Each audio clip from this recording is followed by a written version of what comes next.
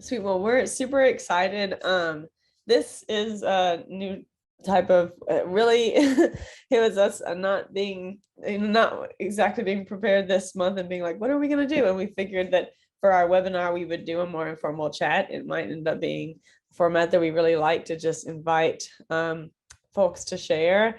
And probably as an outcome of this chat, we might learn a lot from each other that we can actually put into a more formal product, like a blog post or even a Lifeology course on storytelling for health behavior change. So I hope everyone, who joins us get a chance to share, because your input could, will probably help us create content that is useful to other individuals as well. So just to start, this is a Lifeology webinar. This is a part of our monthly series of webinars/chats. And my name is Paige Jarrow. I'm the VP of Science Communication here at Lifeomic, the parent company of Lifeology. I have a science and science communication background, but really like to get nerdy about evidence behind science communication. And so I think, in this chat, I hope that we'll kind of blend some evidence behind storytelling and health behavior change, but also with the practice of, like, what does that look like in practice? Like, as practitioners, how do we tell stories that are impactful and that actually have the possibility of helping people make better health decisions? And so kind of blending that evidence and practice. So I'm just going to share really quick, just like kind of some broad level theory of health behavior change, just sort of as like setting a little bit of a background of when we talk about changing health behaviors, what does that mean and look like? So I'm going to present, and let me know if you can still see the slide with just a presentation. Yep. Yeah, so just, in the literature, there's a lot of theories that help researchers, like guide researchers towards like how do we think about changing health behaviors? And essentially, they're kind of all over the board. And this is a little bit showing like how complicated it is to change health behaviors, that there's a lot of factors that go into what modifies behaviors. So there's some ecological models that essentially combine factors at essentially like individual level, but also the community level and even like policy level, right? So like there's individual factors like our beliefs and our self-identity and how effective we feel at like self-efficacy, like can we actually carry out a behavior, that those factors and beliefs at individual level influence our behaviors. But there's also factors at the community level or at the family level, or like self-identities, barriers at the policy level, like could we actually carry out a behavior, or they're like institutional or societal like barriers to doing that. And so there's essentially, just in brief, there's a lot that goes into modifying behaviors, and we'll talk about like from a communication perspective, we might be able to target some of those, while others like might need, obviously interventions beyond communication. But the health belief model is one of the widely used models of health communication, and it essentially incorporates things like our attitudes and beliefs towards a behavior. Like, do we feel like we're, our health is threatened by a specific threat, or something like COVID, for example? Like, do we feel like that's an actual threat to us? Do we know what we're supposed to do about it? Do we feel like we have self-efficacy in terms of like, can we actually carry out the behaviors that we need to protect ourselves? Our attitudes towards COVID, and how serious it is. All those things are going to impact our behaviors, but also like social norms. So like mask wearing, like are other people around us wearing masks or not? Are other people in our family or community doing that or not? And those things can also influence our behaviors. So there's norms, and then there's also our beliefs towards the health issue that can modify behaviors. And there's some other ones that, there's other models that look at kind of stages of change, or how ready we are to change with regards to a new healthy habit, for example. And then there's other models that kind of incorporate environmental factors. They're somewhat similar to the ecological models that incorporate things like social norms, our access in the community, our influence on others, or others' influence on us. And then there's cognitive factors like our belief or our knowledge about a health issue, and that our knowledge about how to actually do the behaviors that could protect us. And then behavioral things like, do we have the skill to exercise, or, you know, that kind of thing. How often do we practice that, and do we feel like we can actually do that effectively? And so just in like broad strokes, probably a lot of people here are familiar with some of these things. But you can see just how complex health behaviors are. And when we talk about from a communications perspective, we might be able to incorporate some of those things, like helping people feel more empowered, helping people gain the knowledge they need to, helping people even like change their viewpoint for like how common something is out in society, or, you know, normalizing it. There are ways that communication can influence some of those like norms and beliefs that influence behaviors. So, you know, we're talking now like kind of beyond those models. What does it actually look like to create engaging content that has the power to change behaviors? Obviously, a lot depends on the audience and things that go into our messaging, like language, analogies, stories, relatable characters.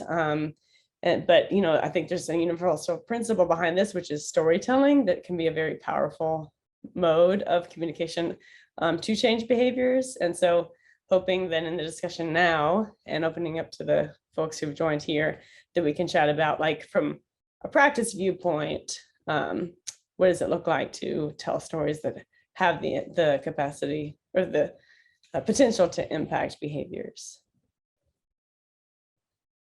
So I'll stop sharing and pass it off to, I have two folks who already are willing to share, that we'll kind of see the discussions today, and then we'll open it up to others. And that includes Michelle Paul. She's on the Lifeology team, and she creates all kinds of health content for health programs that we have at Lifeology. And then we also have Nicole Kelp. She is graciously helping us with several Lifeology courses, including one on communicating uncertainty, and has a lot of practice in the area of countering misinformation. And hopefully will share some storytelling tips with us from that perspective. So I'll hand it to Michelle. Awesome. Hi. So as Paige said, I'm Michelle. I'm a health writer and content manager here at Lifeology. So primarily I'm working on a project called Life Ascent, where we try and educate the users about their bodies so they can learn why they should be making healthy decisions, and then how to make those healthy decisions and what those healthy decisions are. So my background is in nursing. So I have a bachelor's degree in nursing. I'm a registered nurse. And I also have a degree in technical writing. So I actually funded my registered nursing degree with working at, like, for my university newspaper, like, and the writing center on literary journal staffs. Like, I do both very well. So communicating and using storytelling and just basically writing in general about healthcare is something that I'm very passionate about, because it combines both of my passions. And I'll just have Nicole, if you want to introduce yourself really quick too. Yeah, absolutely. I'm an assistant professor at Colorado State University, and I kind of, like Michelle, have had kind of a varied background where everything kind of came together in my current position. So my PhD was in molecular biosciences. I was a very traditional at the bench scientist. But I recognize kind of the limitations of that for exactly what we're talking about today, influencing people's health and their lives. And I then kind of transitioned, always staying within academia, but I began to have more teaching focused positions and really began focusing on science education research. And one kind of niche that I developed there was training STEM students in science communication. So I've been doing that for several years. And now at Colorado State University, my research program kind of has two arms. One, continuing that work on how do we best train scientists and STEM students in science communication, and then specifically working on health communication. And like Paige mentioned, I do research on communication of scientific uncertainty, addressing scientific misinformation, about specifically within science communication. I have a health communication focus. I am part of the Colorado School of Public Health in their health comm track.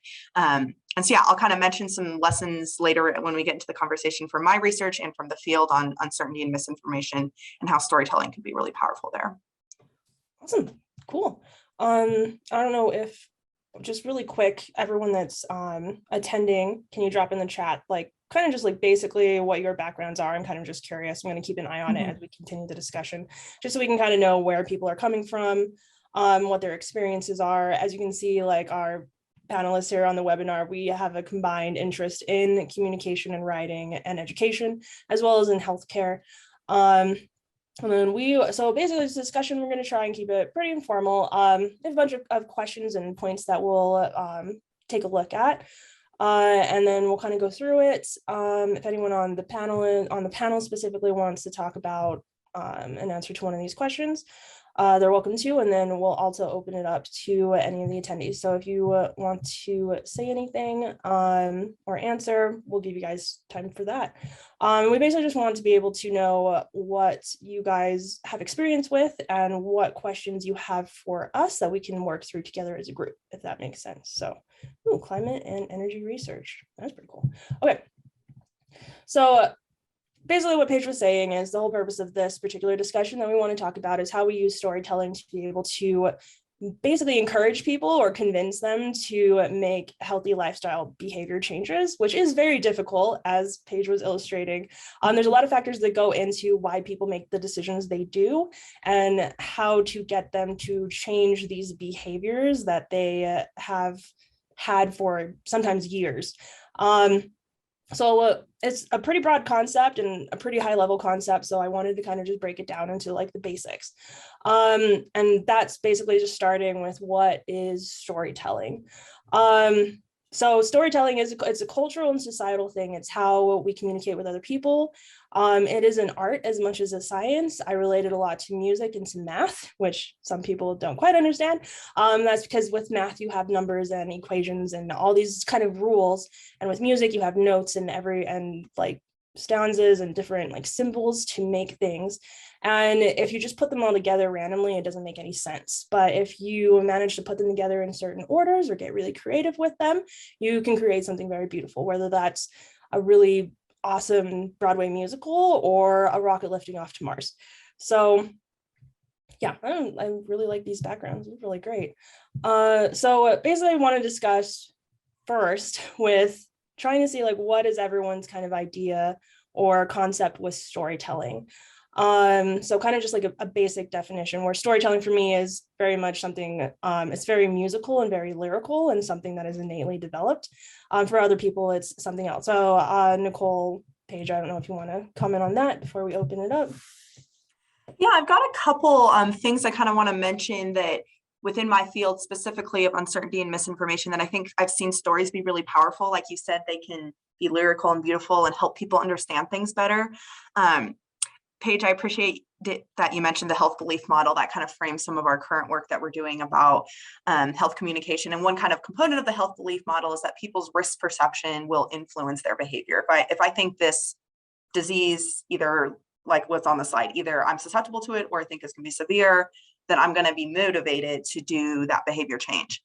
And the problem is risks aren't static, which brings us to that kind of level of uncertainty. And I saw one of you put in the chat about climate change and energy.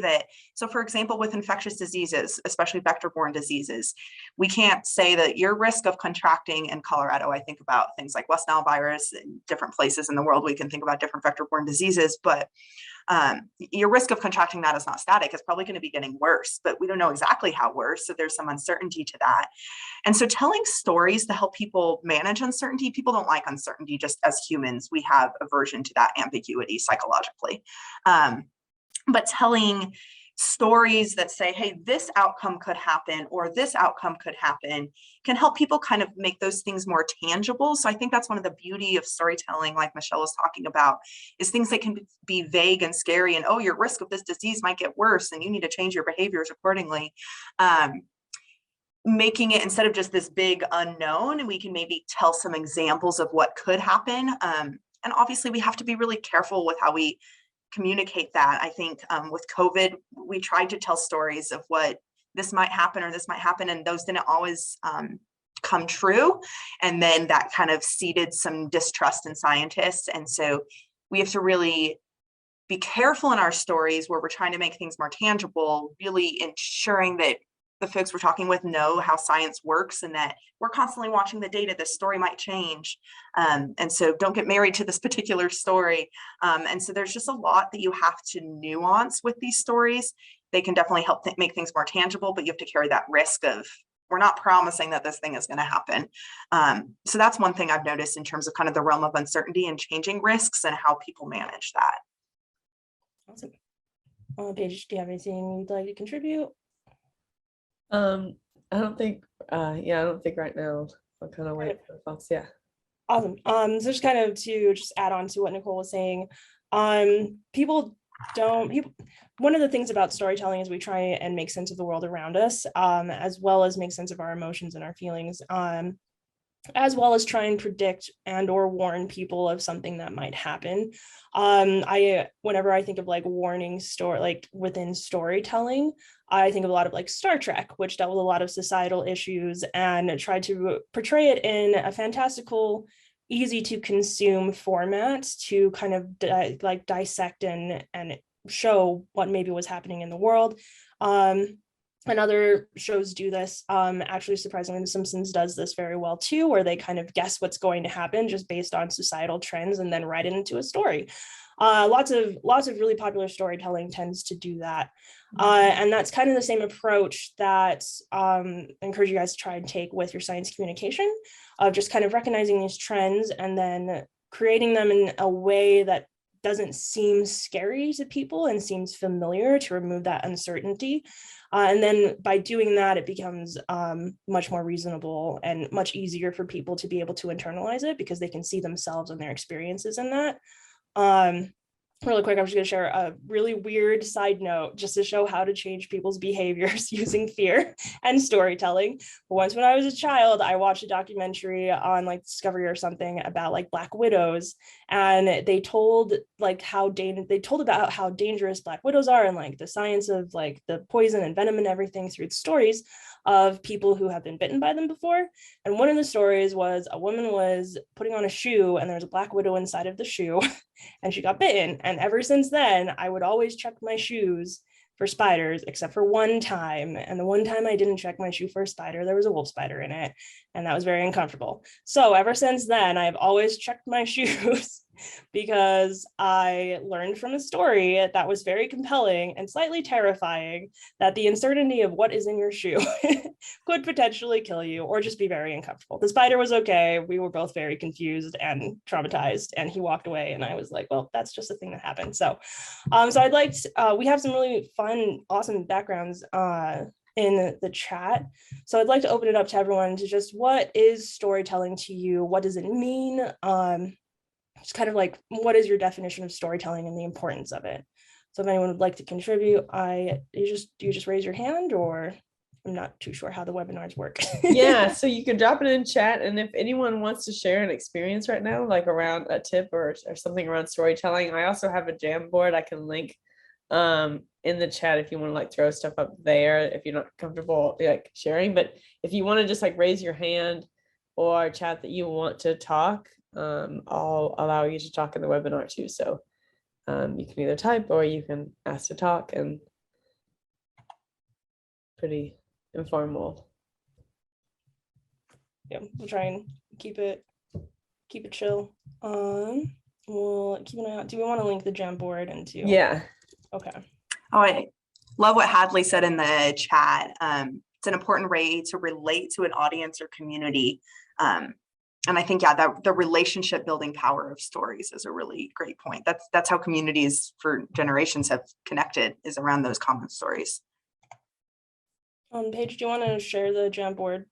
Yeah. Let's take a look I'll at it. share the screen of the Jamboard. So if you haven't done a Jamboard before, it's pretty, I think it should be pretty simple in terms of like, you could just throw a sticky note on there. So like you could throw a sticky note on, and I think they're anonymous. Like, so you could throw one up, and then we might ask, ask folks to chat about what they threw up there. But if you want to, like Michelle said, what storytelling means to you, throw something up there, or if you have any other tip or something you want to share immediately right now with regards to like your own experiences with storytelling and how to do that effectively, be awesome.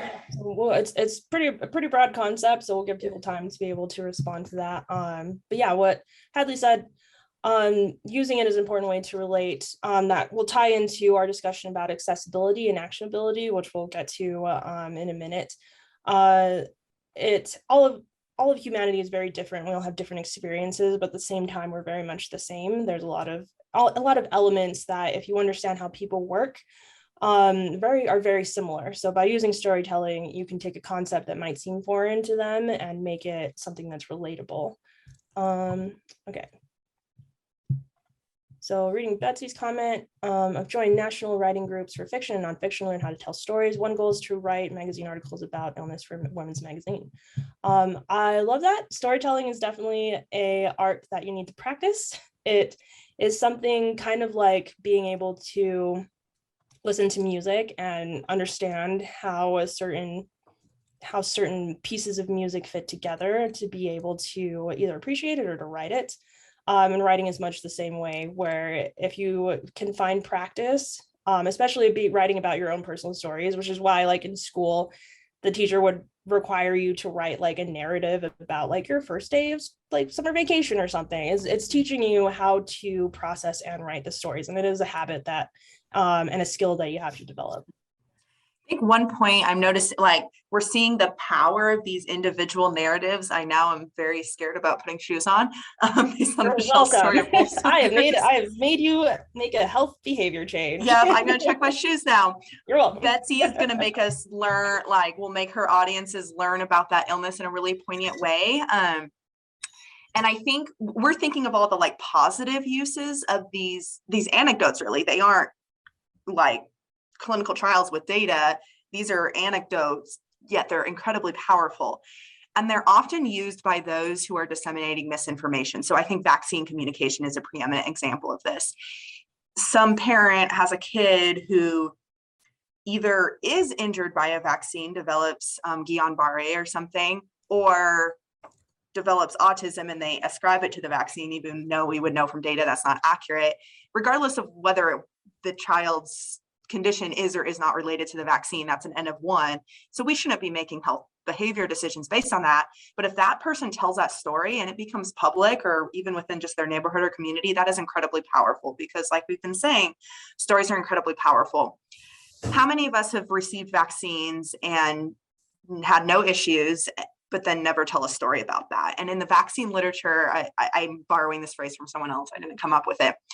All of the vaccines, the millions of them that are given that cause no issues except for keeping us safe, is quote unquote the greatest story never told. Too often people talk about, I did this thing and it hurt me, so we should not do that. And that seeds misinformation. We need to all be talking about, hey, I took a vaccine, I happened to get exposed to COVID, but I didn't contract COVID. That's a really powerful story as well. Personally, that happened. I was vaccinated. My son got COVID from preschool because he's too young to get vaccinated. He was coughing all over me for 3 weeks. I didn't get COVID. That's a great story about the power of the vaccine, but that's probably not going to be as publicized as like the horror stories. And so we need to be telling the powerful stories with correct information just as much as those who seed misinformation are telling a horror story that spreads incorrect beliefs. So stories are powerful. Humans psychologically believe in them. And we need to be telling stories that help promote positive and scientifically accurate health behaviors, because the stories are going to be told by those who are promoting not scientifically accurate behaviors, if that makes sense. Yeah, no, that's absolutely true. Storytelling invokes a particular emotional response depending on the intention of the writer. And certain emotions are much stronger. I think that's probably tied into evolution, where we're more likely to remember things that we're afraid of because we need to avoid that in order to survive, as opposed to things that make us happy, because if we're happy, we're satisfied, there's no threat, it's fine. We don't need to worry about it. So people can use storytelling for good and for bad, and we can do the same. So looking at some of the other things we have going on, Jessica said storytelling is a way to increase attention and help people remember information, which is a lot of times why we tell stories when we are communicating in science, is to try and get people to remember what these really complex medical terms are, that otherwise they'll just be like, yeah, I don't know what COPD is, like chronic obstructive pulmonary disease, cool, like what does it do? If I tell you a story about a veteran who smoked for years, or about someone in my own family who had their lungs damaged by exposure to chlorine gas, then we can kind of tell that story and you can kind of understand like how that works. Let's see. Christina said, for me, storytelling is a way to create meaning. That I think is the origin of storytelling. If you look at the mythologies and all different cultures, there's always the origin stories of people trying to explain why the moon changes its face, why the sun comes up and down, why weather happens.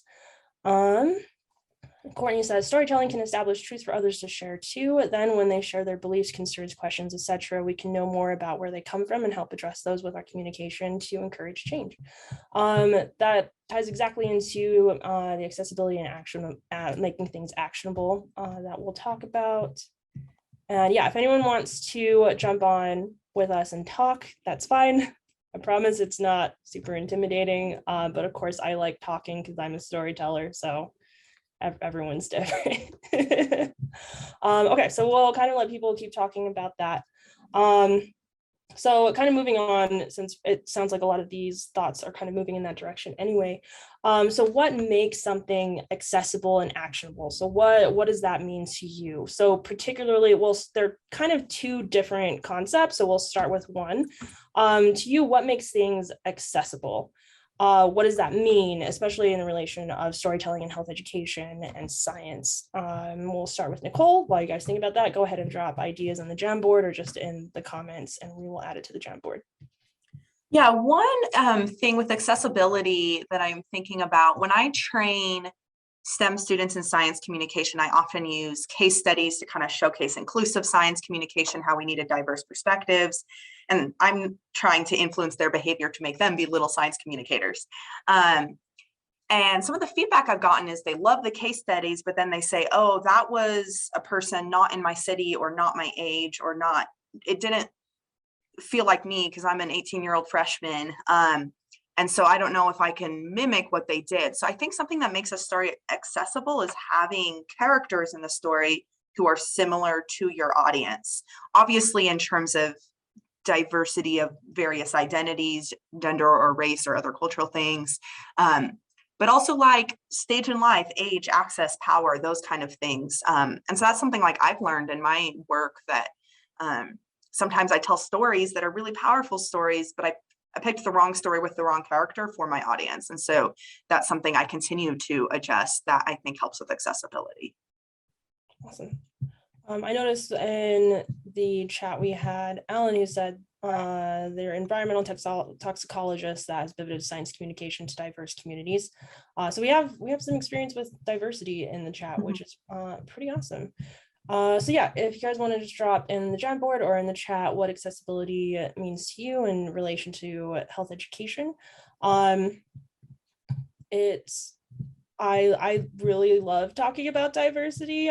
Paige knows this especially.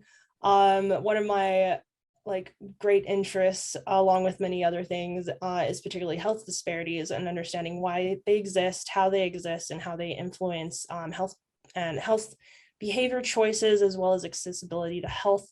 Part of my background as a nurse was I was in Uruguay for about 2 years doing nursing down there. And it was very stark contrast in terms of just like what people knew on the street in terms of their health and how they got health, how they accessed health, how they treated healthcare, how they made healthy decisions, versus how we do that here in the United States. And then even within the United States, there are little subcultures everywhere. And factors that influence how we interact and view with healthcare. So making things accessible means that we understand that really complex diversity that exists within our own communities. And then we can figure out how to work that into our storytelling. Let's see. So we can also continue with this kind of trend.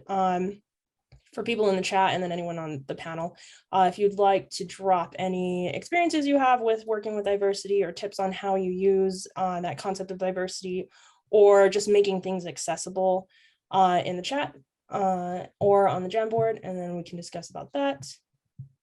Oh, this is a good question. Is there a suggested grade level for writing science for adults? Paige or Nicole, do you guys want to speak to that? Usually heard like just the normal journalism, like 8th grade level, but I don't know if you have anything specific about science writing in particular, Paige. Yeah, I mean, I think that's a pretty good. I know in like the health communication world, for health literacy, I think they target like lower, like for like patients coming in, like instructions for leaving the hospital or whatever. I think they often target like I think it might even be like 6th grade. Yeah, it's Like usually what's the 6th national grade. average? It might be lower. Yeah. Most of the time I feel like it's 6th grade. I have seen lower, as low as 4th grade, depending on the material and kind of a lot of times hospitals and health departments will cater their information specifically to what they think is the most common grade level. And it depends on also the project. The project that I manage for, we assume that our audience has gone to a post-secondary school, that they either have an associate's degree or a bachelor's degree or advanced degree. So we write to a slightly higher grade level for that. But when we're writing to the general public, especially if I'm writing, if we're writing stories to a particular demographic, such as the Hispanic population, a lot of people might not have education in English or an understanding of healthcare in the same way that I do. Again, I understand that concept just from my family in the Philippines versus when I was in Uruguay, versus just kind of seeing how people interacted with me as a registered nurse and them as patients. So on those particular ones, not to dumb it down, but I'll make it more simple and more relatable and more narrative heavy to try and make it more accessible that way. I think you got brought up also, there's like a truck beeping outside my office. Hope it's not too loud. You brought up a good point, Michelle, about language and access. And I think that's a really key point of accessibility if we're talking across language boundaries. And I think then that's where infographics and other visual narratives can be really powerful for accessibility that kind of transcends the language issue. But then you switch to what if someone is visually impaired, making sure you also have a alt text version of whatever that image is. You don't want to create something more accessible for one group and then it becomes less accessible for another. So thinking about different types of accessibility needs, language, disability, et cetera. Yep, that's a great point to bring up about Illustrator. I believe we have someone who is an artist designer in the chat, but particularly with illustration. So with Lifeology, as I'm sure many of you know, we combine written content, usually some in a narrative-based format, with illustrations. And the illustration process is a very fun, creative process. We do have an in-house illustrator, and she does actually have training in disability accessibility and making art and her illustrations more accessible to other people. One of those particular things is how colors work together. If you have a disability in terms of like how you can see colors, like perhaps you're colorblind, then certain colors do not work well together. They'll blend or they'll clash, and then it makes the illustration very, very unappealing, and they don't want to look at it. They're not going to learn anything from it, or they just simply can't see it. So there's a lot of thought that goes into just the illustration as well as in writing. And illustration is very powerful in storytelling. One of my absolute favorite storytelling, I guess, things, or I guess like media, is a graphic novel series called the Sandman. And a graphic novel is basically just a comic book, but it's a very powerful, very long, very mature series that talks about change and how we adapt to change in life, but from the concept of like these gods who are in charge of like sleep and death. But within that within the graphic novel world, there's so much to consider. There's, well, what color are the characters? How large are they? Are they male or female? Are they more ambiguous? Are they androgynous? What are they doing? Can you tell what their background is just by looking at them or the way that they interact within the illustration? And we rely a lot in Lifeology on the illustration to tell more than what the words are saying. And that's a really fun concept that we have with storytelling, and a very important one, because there's only so much that you can put into a Lifeology course or into a blog or into a movie or into any other story. Having that additional element of illustrations makes it much more accessible, because then people can see another layer of the storytelling process that makes it much more relatable to them. So that's why here at Lifeology we use both illustration and writing. Okay. Awesome. Okay. So feel free to drop any questions or tips in the chat, as well as on the Jamboard. We'll kind of bring them up as we go. Again, if anyone wants to participate in the discussion on the panel, just let us know there too. I know it's very intimidating, so I don't blame anyone for not. So if anyone has any other questions or tips about accessibility, feel free to share them. Nicole, Paige, do you want to say anything more about that topic before we move on? Awesome. Okay.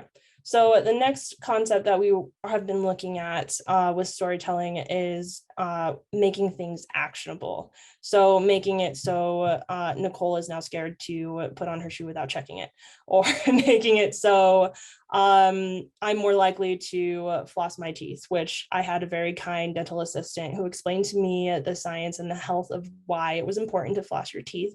And ever since then, I was like, oh, I have to floss my teeth because I understand like what's going on. So this is now something that I have to do. So the next question is, what makes something actionable in relation to storytelling?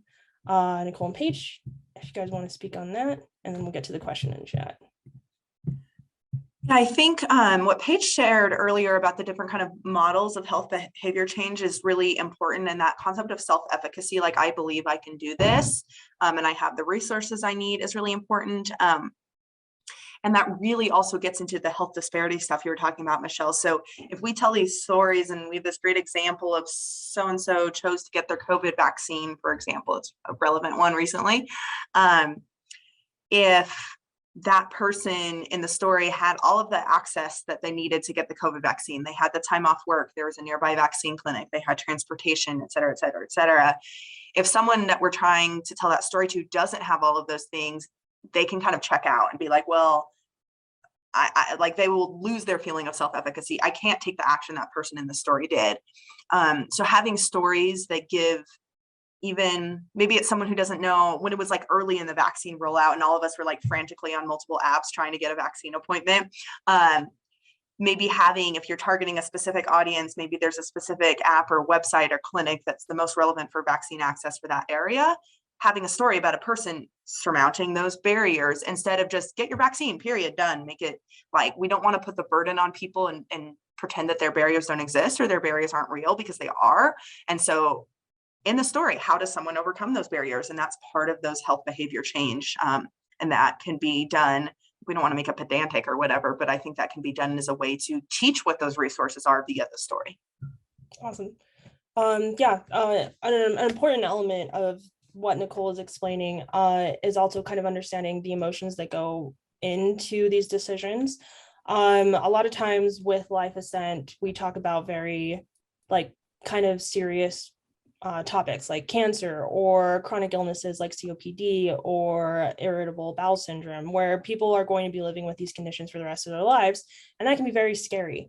So in these stories, we try and make things as positive as possible to give them the hope that, okay, so they're like, I shouldn't just give up and just stop caring and just never make any lifestyle choice or change ever, because I'm just going to be stuck with this forever.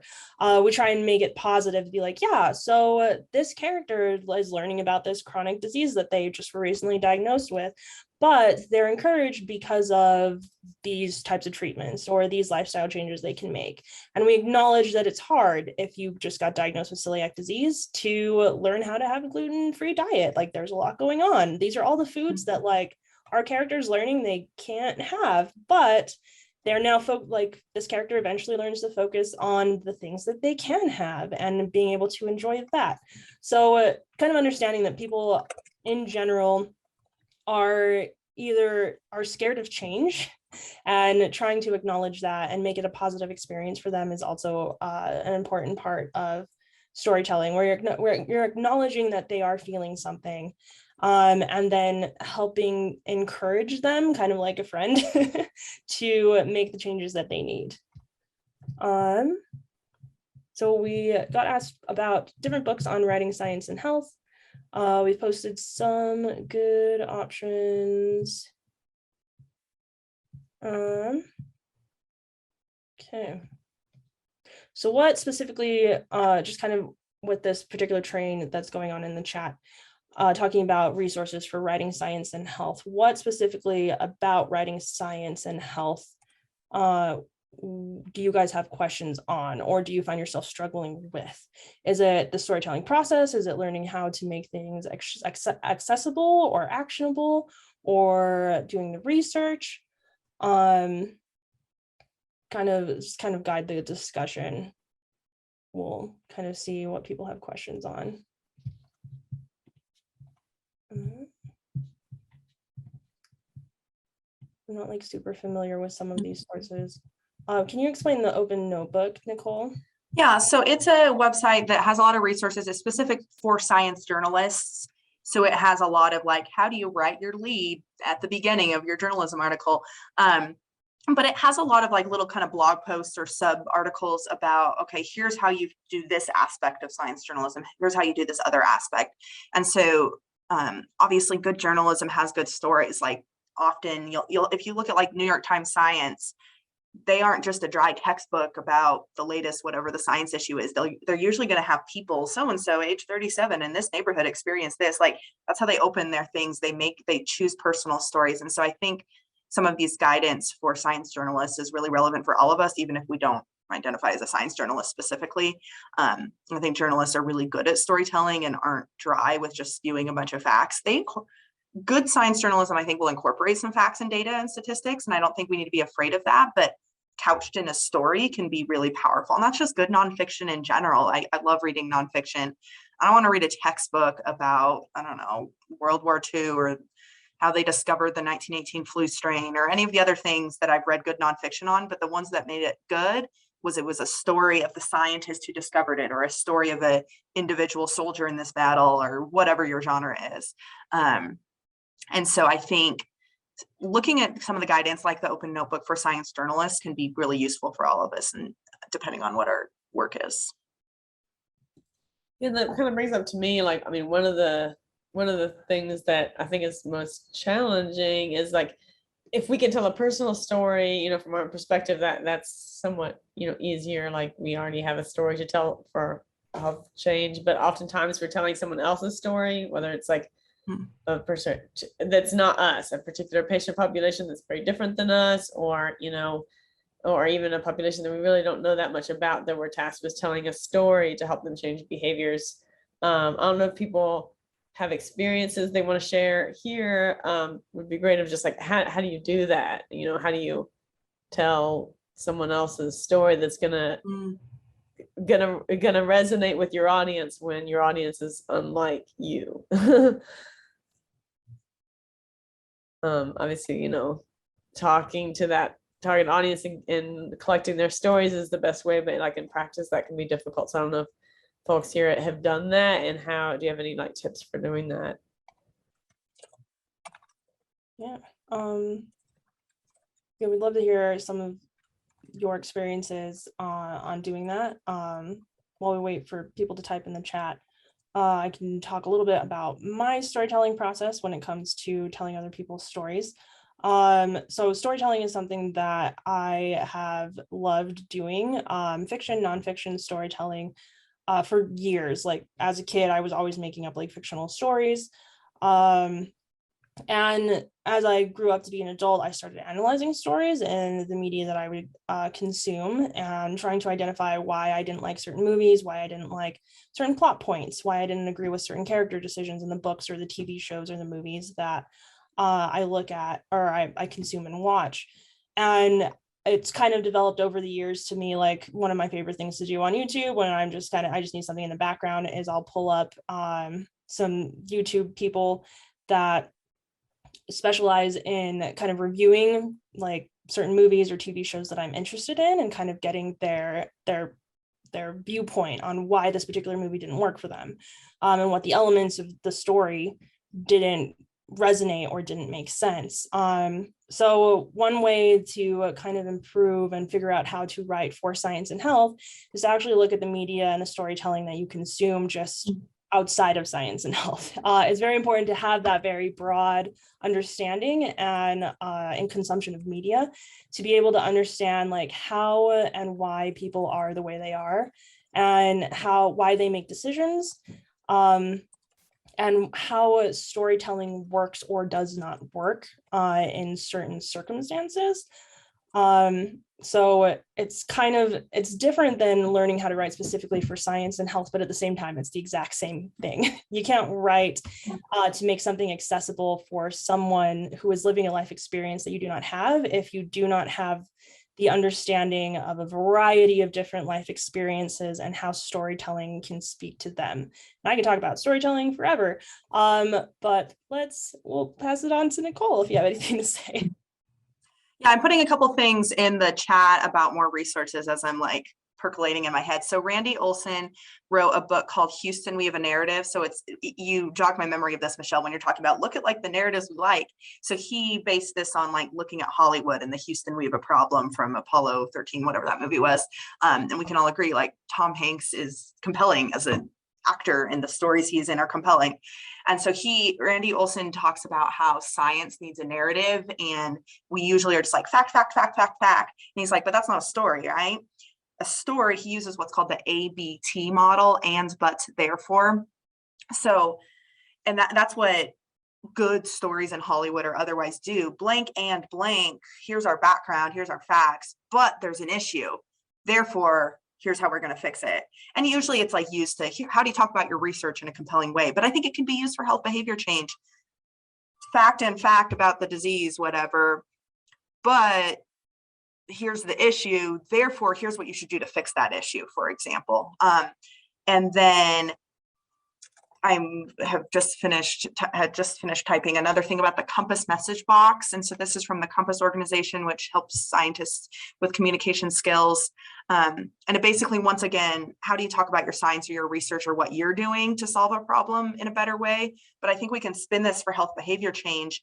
The message box goes through these different steps about talking about, okay, like, why does your audience care? What benefits are they going to see? And it's usually kind of like, what benefits will society see? I think we could frame that to like, what benefits would an individual see from doing that health behavior change? And that gets into motivation. Like, I think there's different motivators. Fear obviously is a great motivator, but maybe we benefit positively. How can we, like, what will you benefit instead of just like avoiding a bad thing? Maybe there's good benefits you get as well. I'll throw in the link for the Compass message box in the chat, Betsy. Awesome. These are a lot of really great resources. We have a hand raised. Oh, we have a hand. All right. Alan, let's try this. I'm allowed you to talk. So. And can you hear me? Yes. Yep.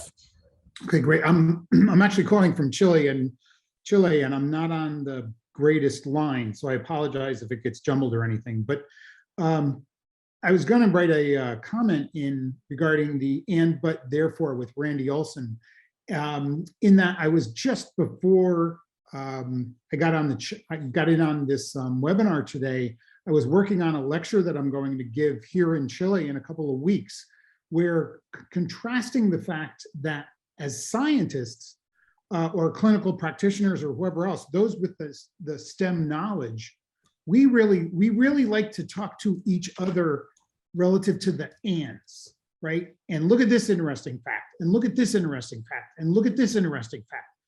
But what a lot of audiences, and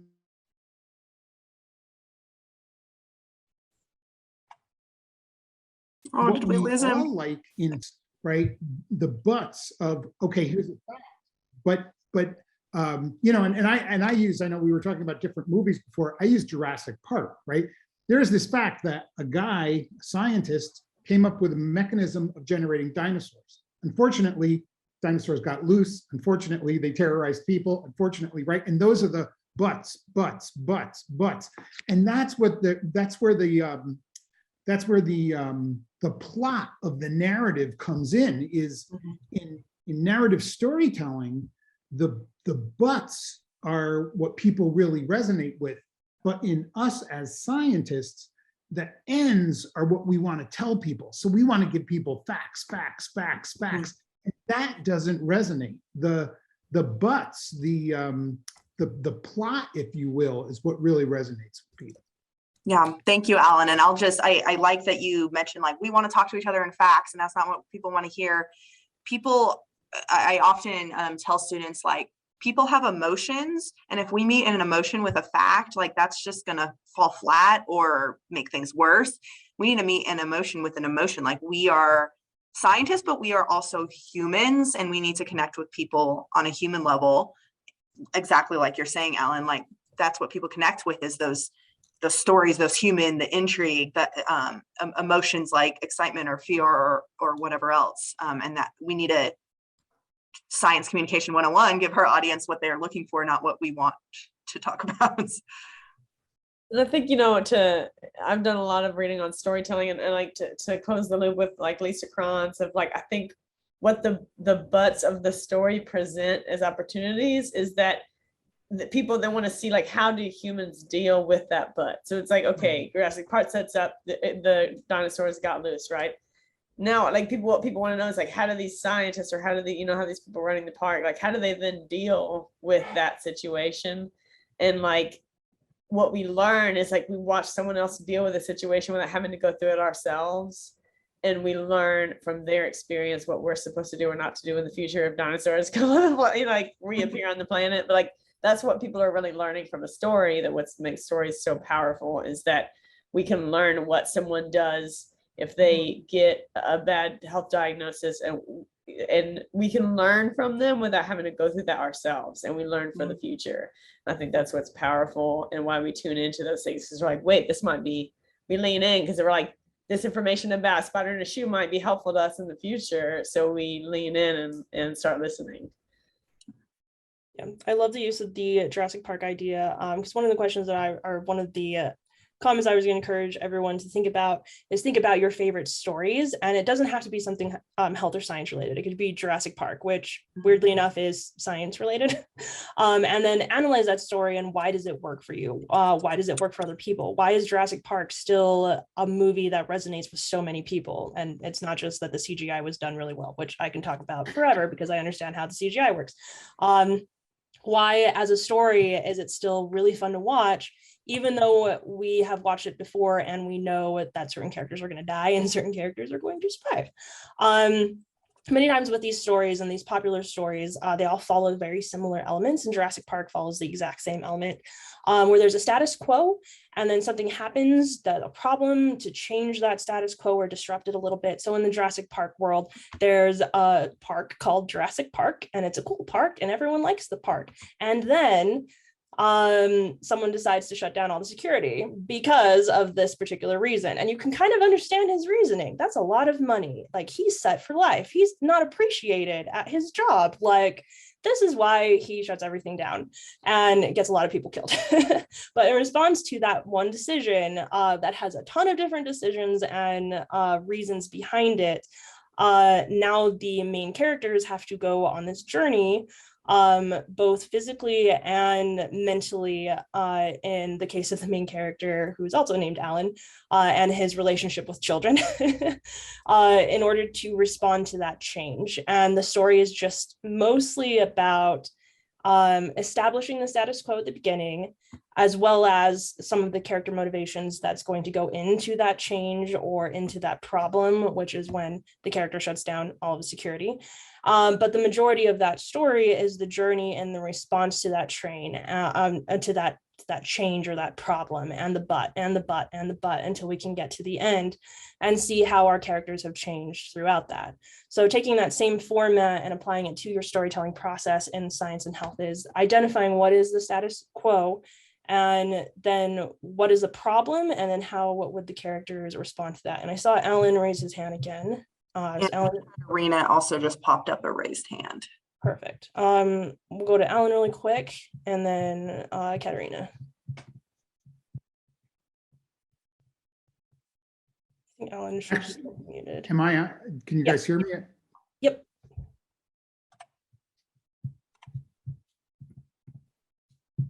Can you guys hear me?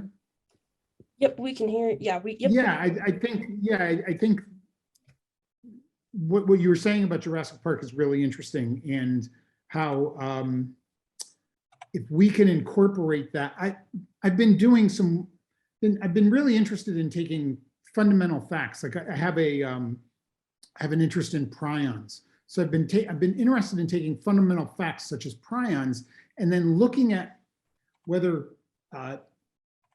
generating education for communities is better done through science writing or through science fiction. So fictionalized science, kind of like the Jurassic Park analog, and how that resonates with different communities. So yeah, I think it's a really interesting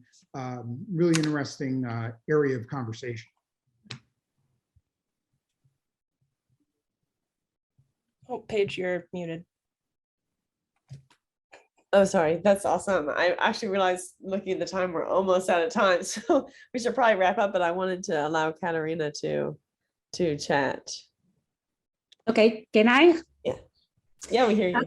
I actually just want to share something that we are just starting. So basically, I live in Oxford in UK, and I'm Portuguese, and we are launching a project in Portugal that I want to transfer. And it's a little of everything you guys say, because what we are trying to do is give scientific knowledge in cancer to students in high school. But for that, we are using participative theater, something called forum theater, where the students create the story and the storytelling. So they are bringing their own stories, their own conflicts, and try to solve them.